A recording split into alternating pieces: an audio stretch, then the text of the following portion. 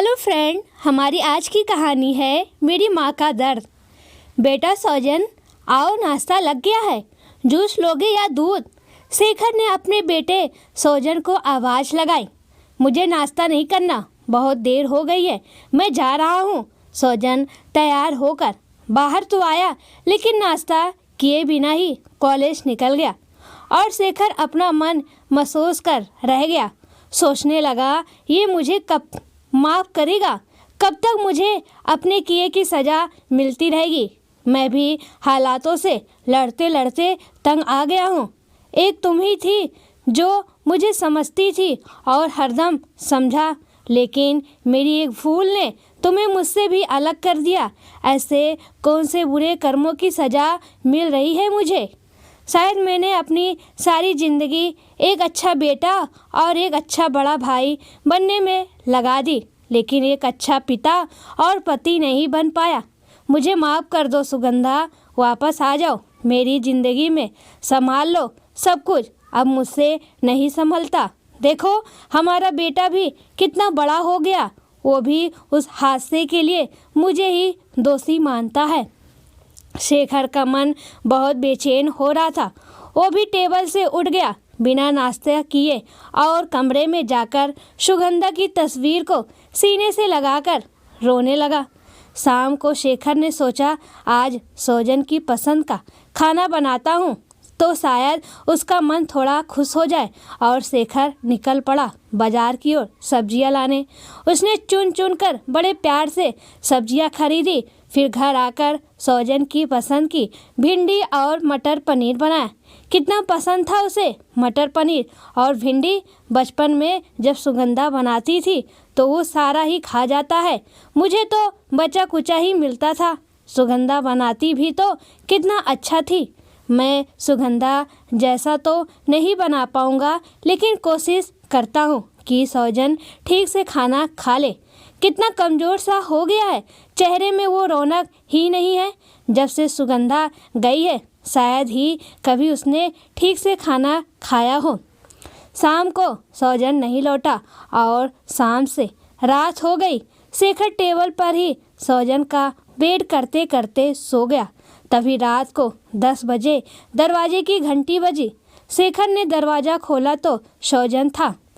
शेखर बोला, बेटा आओ, जल्दी से हाथ मुंह धो लो, फिर साथ में बैठकर खाना खाते हैं। सौजन बोला, मुझे नहीं खाना, आप खा लो, मुझे भूख नहीं है। कैसे भूख नहीं है? सुबह भी नाश्ता नहीं किया था। देख, तेरी पसंद की सब्जियां बनाई है, मटर पनीर और भिंडी। तुझे बचपन में बहुत पसंद थी ना? जब सुगंधा बनाती थी तो कैसे सारी की सारी खा जाता था, हमारे लिए बिल्कुल नहीं छोड़ता था। शेखर बोला, अरे कह दिया ना आपसे मुझे नहीं खाना, तो क्यों जिद कर रहे हैं? और हाँ, ये मुझे बचपन में पसंद था, लेकिन बचपन में तो आप भी मुझे पसंद थे। सौजन बोला। ये सुनकर शेखर की आंखें भर आई और गला रूठ गया और बोला, जैसी तेरी मर्जी। सौजन अपने कमरे आया और खिड़की खोलकर खड़ा हो गया। थोड़ी देर ताज़ी हवा में खड़ा रहा, फिर हाथ मुंह धोकर कपड़े चेंज किए। फिर अपना कॉलेज से जाने वाला बैग खोला, उससे खाना निकाला जो वो बाहर से पैक करवा कर लाया था। खोलकर खाया, फिर किताब लेकर पढ़ने बैठ गया। दूसरे दिन कॉलेज में सौजन अकेला ही कैंटीन में बैठा था। तभी कार्तिक ने सौजन को आवाज़ दी, ये भाई क्या हुआ, अकेला क्यों बैठा है? वो भी इतना उदास, फिर कुछ हुआ क्या? यार तू भी ना माफ़ क्यों नहीं कर देता अंकल को? खुद का भी जी जलाता है और अंकल को भी परेशान करता है। पुरानी बातों को पकड़ के क्यों बैठा है भाई? भूल क्यों नहीं जाता पुरानी बातों को? ज़िंदगी ऐसे नहीं चलती यार, बहुत सारे समझौते करने पड़ते हैं अपनों के लिए। क्यों अपनी ज़िंदगी बर्बाद कर रहा है फालतू की बातों में? सुकून से जी भाई। अब तू ही बता, तूने अपनी ज़िंदगी के कितने साल खराब कर दिए? ऐसे अपना खून जलाकर क्या मिला तुझे? तेरे ऐसे दुखी होने से आंटी वापस आ जाएगी क्या? अब तू भी ऐसी बातें कर रहा है कार्तिक, तुझे तो मेरे बारे में सब पता है। सौजन बोला, यार तुझे मैं बहुत अच्छे से जानता हूँ, इसलिए तो बोल रहा हूँ कि इतना उदास मत रहा कर, मुझे अच्छा नहीं लगता। कार्तिक बोला, क्या करूँ यार, मैं उन्हें देखता हूँ तो मुझे सब याद आने लगता है, मेरा दिल दुखता है। ये कहते कहते सोजन की आंखें भर आई। अच्छा छोड़ ये सब, मैं तो तुझे कुछ बताने आया था। कार्तिक बोला, हाँ बोल, क्या बात है? सोजन ने कहा, यार बहुत दिन से मामा मामी बुला रहे हैं तो सोच रहा हूँ घूम आऊँ। पिंकी भी कह रही थी कि भैया कब आएंगे आप? अरे वही पिंकी जो 2 साल पहले हमारे यहाँ आई थी, तो रक्षाबंधन में मैंने और तूने दोनों ने राखी बंधवाई थी। और तुझे पता है मामा जी का ट्रांसफ़र मनाली हो गया है, तो वो कह रहे थे कि आओ जाओ मनाली घूमने। कार्तिक बोला, तो जा हो आ मनाली, दिक्कत क्या है? सोजन बोला, कुछ नहीं यार, तू भी चलेगा मेरे साथ? बोल चलेगा ना, अकेले वहाँ बोर हो जाऊँगा। कार्तिक बोला। सोजन मान गया, उसने कार्तिक के साथ जाने को हाँ बोल दी। सोजन और कार्तिक मनाली पहुँचे। मामी ने तरह तरह के व्यंजन बनाए, पिंकी भी बहुत खुश थी। कार्तिक ने चिढ़ाया, अब तू कॉलेज में पढ़ने लगी है, अब तो बड़ी हो जा। मैं बड़ी हो गई हूँ भैया, और समझदार भी, आपसे 2 साल ही तो छोटी हूँ, पिंकी बोली। और सोजन, भैया आपको यहाँ अच्छा नहीं लग रहा है क्या, जो आप इतने गुमसुम से हैं? पिंकी ने पूछा। फिर कार्तिक बोल पड़ा, कुछ नहीं पिंकी, इसका नेचर ही कुछ ऐसा है, मेरी और तेरी तरह ज़्यादा बातें नहीं करता, बहुत ही शांत बच्चा है। ऐसे ही बातें होती रही और सोजन बस शांत मन से सबकी बातें सुनता और हाँ और ना में गर्दन हिला देता। वो दिल खोलकर हंसना तो चाहता था, लेकिन उसका मन कहीं ना कहीं किसी कोने में बहुत गहरा घाव छुपाए बैठा था, जो उसे इसकी इजाज़त नहीं देता था। फिर मामी ने पूछा, अच्छा शाम को क्या खाओगे कार्तिक? अरे कुछ भी बना लीजिए, मैं तो सब खा लेता हूँ। कार्तिक बोला, अरे ऐसे कैसे, तुम अपनी पसंद बताओ। मामी बोली, अच्छा ऐसा कीजिए कि नारियल की चटनी, सांभर और डोसा बना लीजिए। कार्तिक बोला। मामी बोली, नारियल तो है नहीं। कार्तिक बोला, मुझे बता दीजिए कहाँ मिलता है, मैं लेकर आता हूँ। सोजन बोला, यार तू सबके साथ बातें कर, मैं लेकर आता हूँ। मामा जी ने बाजार का रास्ता बता दिया और सोजन बाजार चला गया। सोजन रास्ते में चला जा रहा था, तभी किसी ने पीछे से जोर की ठोकर मारी और वो मुंह के बल जमीन पर पसर गया। उसे बहुत गुस्सा आया, वो जल्दी से उठा और जैसे ही पीछे मुड़ा, देखा कि कोई स्कूटी में है। फिर एक लड़की अपना हेलमेट उतारकर तुरंत सॉरी बोल पड़ी और उसने पूछा, आपको कहीं ज़्यादा तो नहीं लगी? वो गुस्से में बोला, नहीं, और लंगड़ाते हुए जाने लगा। उस लड़की ने कहा, रुकिए, आई एम सो सॉरी, आपको जहाँ जाना है मैं आपको अपनी स्कूटी से छोड़ देती हूँ। सोजन बोला, मुझे मरने का शौक़ नहीं है, स्कूटी से धक्का दिया तो अभी दांत टूटते टूटते बचे, अगर स्कूटी में बैठा तो स्वर्ग ही पहुँचा दोगी। ये सुनो, ज़्यादा भाव मत खाओ, चलो चुपचाप बैठो और बोलो कहाँ जाना है, पहुँचा देती हूँ। लड़की गुस्से से बोली। सोजन उसे देखकर रह गया और बोला, मुझे नारियल खरीदनी है चटनी के लिए, कहाँ मिलेंगे? वो बोली, चलो बैठो, और सोजन बैठ गया उसके पीछे। सोजन ने 2 नारियल खरीदे, वो खड़ी रही। अब बैठो, चलो पहुँचा देती हूँ। वो लोग घर पहुँचे। लड़की बोली, तुम यहाँ रहते हो? लेकिन ये तो मेरी सहेली पिंकी का घर है, तुम यहाँ कैसे? मैं पिंकी के यहाँ मेहमान बनकर आया हूँ, उसके भैया कार्तिक का दोस्त हूँ। वो बोली, तो फिर ठीक है, अब अंदर चलें। अंदर पहुँचे तो कार्तिक बोला, क्या हुआ यार? कुछ नहीं, इस लड़की ने अपनी स्कूटी से ठोक दिया, मुंह के बल गिरा, ऊपर से इतना भाव खा रही है। पिंकी ने जैसे ही उसे देखा, अरे शगुन तू? सोजन कार्तिक से बोला, ये शगुन नहीं, अब शगुन है। तू जब से शिमला के डेंटल कॉलेज में पढ़ने लगी तब से तेरी कोई खबर ही नहीं। सोजन बोला, पिंकी तेरी सहेली डेंटल कॉलेज में पढ़ती है, तभी लोगों के दांत तोड़ने में इतनी माहिर है। अब शगुन का गुस्सा आ गया, बोली, ए मिस्टर, बहुत देर से तुम्हारे नखरे बर्दाश्त कर रही हूँ, सॉरी भी बोल दिया, फिर भी? सोजन बोला, क्या कर लोगी? वो बोली, बहुत कुछ, तो करो, लो, सौजन बोला। कार्तिक ये सब देख रहा था, उसे अच्छा लग रहा था। सौजन ऐसे खुलकर बात कर रहा था। उसने सोचा अगर शगुन सौजन की ज़िंदगी में आ जाए तो कितना अच्छा हो। फिर उसने दोनों को शांत कराया। फिर पिंकी शगुन से बोली, और कब तक है मनाली में? यार पापा की तबीयत अचानक ख़राब हो गई थी और बुआ जी अकेले नहीं संभाल पा रही थी, तो उन्होंने मुझे बुला लिया। अब पापा ठीक है, उनके पूरी तरह ठीक होने पर शिमला चली जाऊंगी। मामी बोली, अब आ गई हो तो खाना खाकर जाना, पापा को फ़ोन कर दे। अगर देर हो गई तो अंकल छोड़ आएंगे कार से। स्कूटी यहीं छोड़ देना, सुबह कार्तिक से भिजवा देंगे। शगुन बोली, ठीक है आंटी। शगुन ने घर फ़ोन कर दिया। सबने साथ में खाना खाया। फिर पिंकी और मामा जी शगुन को कार से छोड़ने गए। शगुन ने कहा कि अंकल अंदर आइए, लेकिन मामा जी बोले, फिर कभी बेटा, इत्मीनान से। और मामा जी और पिंकी चले गए। और घर पर कार्तिक ने मामी से पूछा, शगुन की माँ नहीं है क्या मामी जी? तो मामी बोली, आज से 12 साल पहले माँ किसी एक्सीडेंट में नहीं रही। शगुन के पापा हरिद्वार गए थे माँ के अस्थि विसर्जन के लिए। शगुन भी उसके पीछे पीछे चली जा रही थी। गंगा मैया में उन्होंने ध्यान नहीं दिया। तभी एक महिला ने देख लिया और शगुन को बचा लिया। शगुन के पापा ने उस महिला को धन्यवाद दिया। बहुत बहुत धन्यवाद बहन, जो आपने मेरी बच्ची की जान बचाई। मैं आपके लिए क्या कर सकता हूँ? तो वो महिला बोली, मैं अनाथ हूँ, मेरी कोई नहीं है, कृपया मुझे कोई काम दिलवा दीजिए।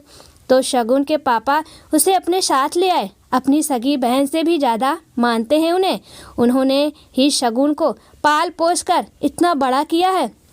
कार्तिक बोला, अच्छा तो ये बात है, वो शगुन की सगी बुआ नहीं है? और उधर शगुन घर पहुंची, तुरंत बुआ को आवाज़ लगाई, पापा सो गए बुआ? हाँ बेटा, मैंने कह दिया था कि आप सो जाओ, मैं इंतज़ार करती हूँ बिटिया का।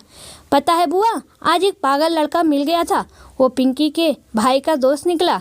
और ऐसे ही बुआ से बातें करते करते शगुन सो गई। दूसरे दिन कार्तिक शगुन की स्कूटी वापस देने उसके घर गया। उसने दरवाजे पर लगी घंटी बजाई। शगुन की बुआ जी ने दरवाज़ा खोला। उन्होंने पूछा, आप कौन? जी मैं पिंकी का भाई, शगुन की स्कूटी वापस देने आया था। कार्तिक बोला, अच्छा बेटा तुम, अरे अंदर आओ, बुआ बोली। उन्होंने शगुन को आवाज़ दी, बिटिया बाहर आओ, पिंकी के भैया आए हैं। शगुन आई, पूछा, तुम्हारा खड़ूस दोस्त नहीं आया? नहीं। और मैंने स्कूटी की चाबी दी और आने लगा। तभी बुआ जी ने आवाज़ लगाई, बेटा पहली बार आए हो, चाय तो पी कर जाओ, बस थोड़ी देर बैठो, अभी बनाकर लाती हूँ। थोड़ी देर बाद बुआ जी चाय बनाकर ले आई और साथ में कुछ नाश्ता भी। मैंने चाय नाश्ता किया और आ गया, लेकिन बुआ जी मुझे जानी पहचानी सी लगी। ऐसा लगा कि शायद मैंने उन्हें कहीं देखा है, लेकिन कहाँ, ये याद नहीं आ रहा था। फिर दूसरे दिन कार्तिक, सौजन और पिंकी हिडम्बा माता के दर्शन करने गए। वहाँ हमें शगुन मिली। बोली, पापा की तबीयत ठीक हो गई है तो प्रसाद चढ़ाने आई थी। सबने साथ में दर्शन किए, लेकिन सौजन और शगुन कार्तिक और पिंकी की नज़रें बचाकर एक दूसरे को देख रहे थे। लेकिन फिर दूसरे दिन रात के समय पिंकी के पास शगुन का फ़ोन आया। शगुन रो रही थी, पिंकी पापा की फिर से बहुत तबीयत खराब हो गई है, प्लीज़ अंकल या कार्तिक को हॉस्पिटल भेज दो। पिंकी ने पापा को बताया। कार्तिक, मामा जी और सौजन हॉस्पिटल पहुँचे। शगुन मामा और कार्तिक के पास आई, बोली, हार्ट सर्जरी के लिए डॉक्टर ने कहा है, सारे पेपर पर साइन भी ले लिए, बस बाहर से किसी डॉक्टर को बुलाया है। तभी शगुन की बुआ की सबके सामने आई। बुआ को देखकर सौजन बस हक्का बक्का रह गया। उसने आगे आकर उनके पैर छुए और गले से लग गया। बुआ ने एक बार ध्यान से देखा और वो भी फूट फूट कर रोने लगी। शगुन, कार्तिक और मामा जी को कुछ समझ नहीं आया। तभी सौजन बोल पड़ा, माँ कहाँ चली गई थी आप? हम सब ने कितना ढूंढा आपको। तभी डॉक्टर साहब आ गए और ऑपरेशन शुरू हो गया। तब ऑपरेशन थिएटर के बाहर ऑपरेशन खत्म होने का इंतज़ार कर रहे थे। ऑपरेशन खत्म हुआ। डॉक्टर ने कहा, ठीक है, अब आप लोग पेशेंट के होश में आने का वेट करें। मामा जी बोले, शगुन बेटा, अभी आप लोग जाओ, हम लोग हॉस्पिटल में हैं, कुछ खा पी कर और थोड़ा आराम करके आप लोग आ जाना, फिर हम घर चले जाएंगे। शगुन और बुआ जी चले गए। तभी कार्तिक बोला, सौजन, यही आंटी हैं, मैंने तेरे घर पर कभी एक आध बार इनकी तस्वीर देखी थी। तभी उस दिन मैं शगुन की स्कूटी वापस करने गया था तो मुझे ये जानी पहचानी लगी, लेकिन उस दिन मुझे कुछ याद नहीं आया। हाँ, यही है मेरी माँ है, सौजन बोला। तो ऐसा क्या हुआ था कि आंटी को घर छोड़ना पड़ा? तूने हमेशा कहा कि इन सब के जिम्मेदार अंकल है, लेकिन पूरी बात कभी नहीं बताई। सौजन ने बोलना शुरू किया। मुझे जब से समझ आ गई थी तब से मैंने हमेशा दादी के घर में माँ को बस काम करते ही देखा है। पापा सबसे बड़े थे घर में, और जब वो पढ़ाई कर रहे थे तभी दादी ने उनकी शादी करवा दी, ये कहकर कि ये तेरे छोटे भाई बहन को संभालूं या घर के काम करूं। तेरी बहू आ जाएगी तो वो घर के काम करेगी और मैं बाहर के काम संभाल लूँगी। और कम उम्र में पापा की शादी माँ से हो गई। माँ भी पापा से 2 साल छोटी थी।